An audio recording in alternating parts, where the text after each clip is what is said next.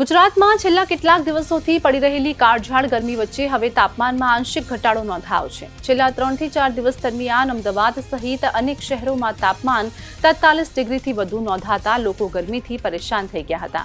હવામાન વિભાગ અનુસાર પવનની દિશામાં ફેરફાર થતા રાજ્યના મોટાભાગના શહેરોમાં મહત્તમ તાપમાન 1.5 થી 2 ડિગ્રી સુધીનો ઘટાડો નોંધાયો છે। જો કે ભેજનું પ્રમાણ વધતા બફારામાં વધારો થવાની શક્યતા વ્યક્ત કરવામાં આવી છે।